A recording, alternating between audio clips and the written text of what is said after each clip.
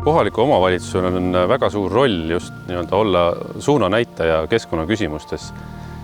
Suunanäitaja nii oma elanikele kui ka olla partnerina riigile, et viia just õiged mõtted rohujuure tasandilt valitsuseni välja. Suurematest asjadest tahaksin välja tuua, mis Keila linnas viimasel aastatel on toimunud, on jäätmejaama rajamine.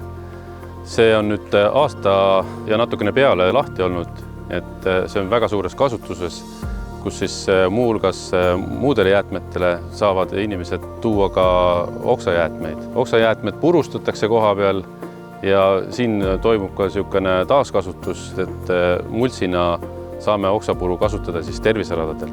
Oleme alustanud ja juba peagi on lõpule viidud selline ringmajandusmudeli uuring. Muuhulgas riigi uuringud on näitanud ja Keila linna küsitlused ja uuringud on näitanud, et biojäätmete hulk olmejäätmetes on väga suur, seda üle 30%.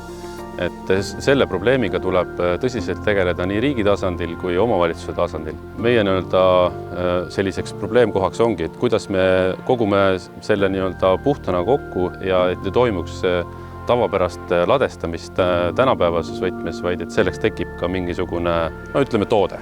Nii et see on meie täna kõige suurem mure ja ma arvan, et siin Keila linn on piloodiks Eesti riigile ja vaatame ja loodame, et sellest saab tulus asi kõigile omavalitsustele. Samamoodi selline bioloogiline mitmekesisus on väga oluline, mida on aastaid viljeletud, et meie territooriumil on Niitvere soo, mis on hektaritest väga suur ja oleme seda hooldanud nii linnaametnike omas töös kui ka vabatahtlike abil, nii et me oleme kaasanud siin väga palju inimesi, kes tahavad panustada just oma kodulinna tegevustes keskkonnaküsimustes. Kindlasti ei ole keskkond ammuilmagi lihtsalt sileasfalt tänaval või lihtsalt korrastatud pargitee.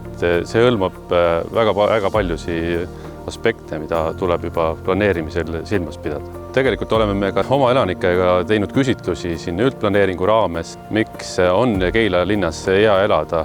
Siis inimesed on toonud välja seda rohealade temaatikat ja parkide rohkust ja selle kvaliteeti. Kokkuvõtvaks võibki öelda, et kohaliku omavalitsuse roll ja Keila linna roll on, et me oma lastele tagame tulevikus puhta looduse, et ka nemad saaksid puhtas pargis jalutada, mõnusat linnulaulu kuulda. Ma arvan, et siin on meil kõigil tegemist väga palju.